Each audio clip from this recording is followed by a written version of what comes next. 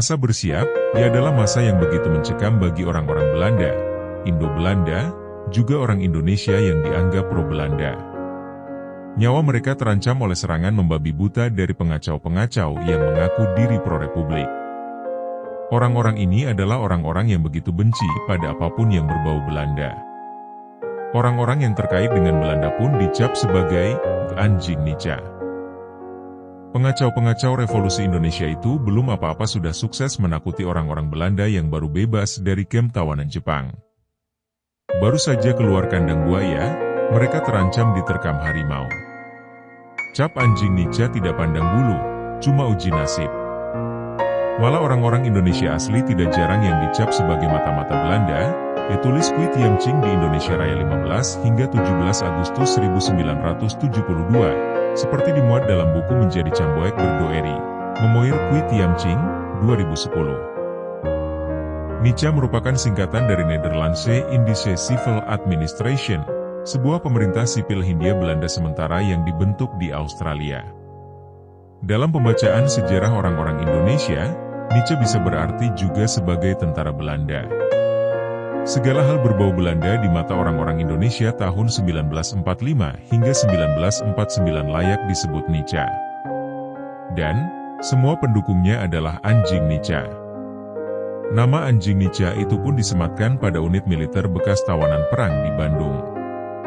Menurut pelaku sejarah R.H.A. Saleh dalam bukunya Mari Bung Rebut Kembali, 2000, orang-orang yang jadi korban masa bersiap itu begitu dendam.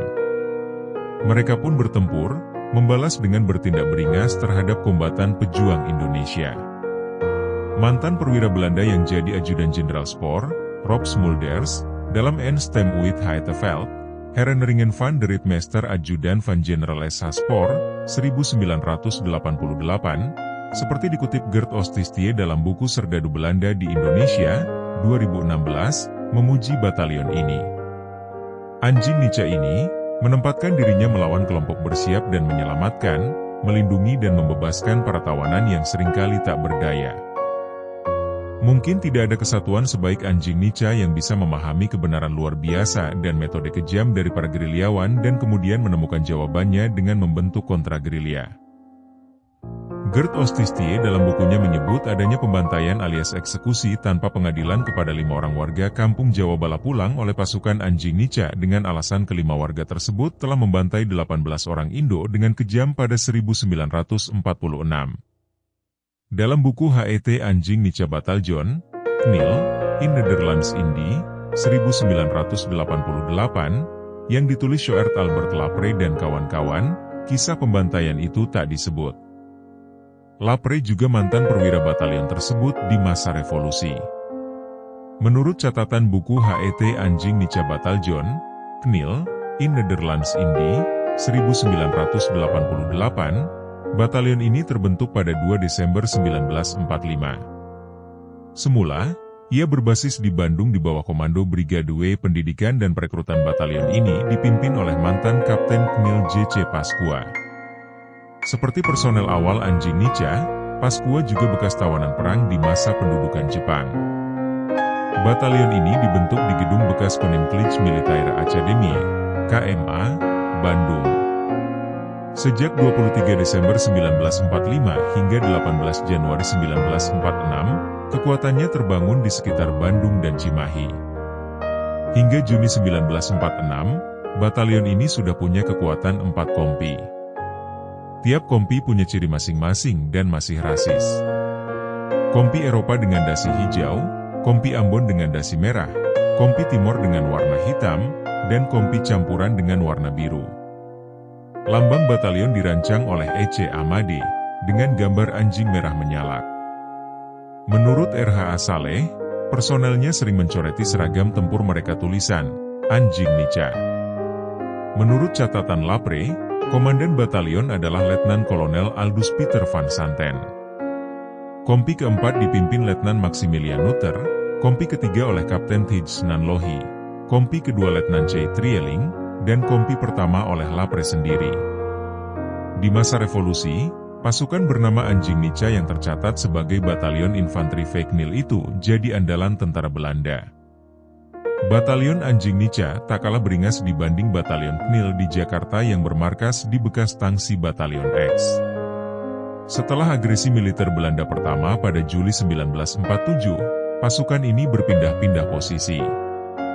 Dari Bandung, ia bergerak ke Cirebon melewati Sumedang. Setelah itu, ia bergerak ke Purbalingga, Purwokerto, lalu ke Gombong. Di Gombong, pasukan Anjing Nica disebar ke beberapa tempat. Kompi pertama di Kroya, kompi kedua di Sumpiyuh, kompi ketiga di Benteng Gombong dan kompi keempat di sisi timur Gombong. Mereka agak lama di sekitar Gombong. Foto-foto dalam buku HET Anjing Nica Bataljon, KNIL, in Nederlands Indi memperlihatkan pasukan ini melakukan parade militer dan sempat menghadapi masa damai di Gombong. Mereka baru bergerak dan bertempur lagi ketika pecahnya agresi militer Belanda II. Pasukan ini mendukung gerakan pasukan Brigade T ke Magelang pada 19 Desember 1948. Pasukan ini menghadapi pertempuran-pertempuran sengit yang membuat mereka kehilangan banyak personel pada 1949. Di Melasen, serdadu kelas 2 dari suku Sunda bernama Jenel terbunuh pada 11 Januari 1949.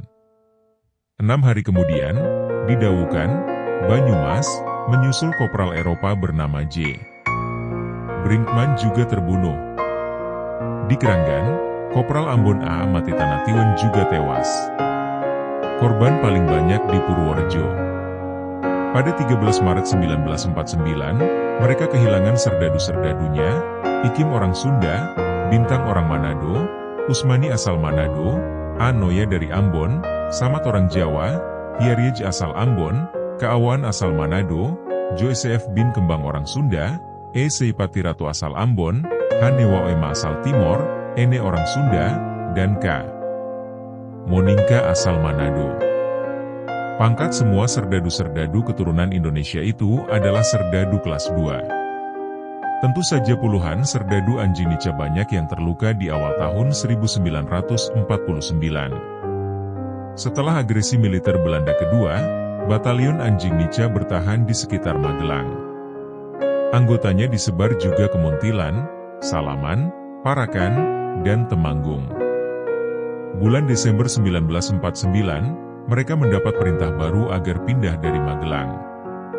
Mereka diberangkatkan dengan kapal Waibolang ke Kalimantan Timur melalui Semarang. Setelah Van Santen diganti Major Van Loon, sialnya Van Loon malah cedera karena jeepnya di Semarang menabrak pohon. Perwira paling senior di Anjing Nica, Kapten Sklos Macer, pun harus memimpin batalion ini. Ketika mereka tiba di Balikpapan, pasukan ini mengalami kekurangan perwira. Akhirnya, seorang perwira dari Batalion 14, Letnan H.C. Torop, pun diperbantukan.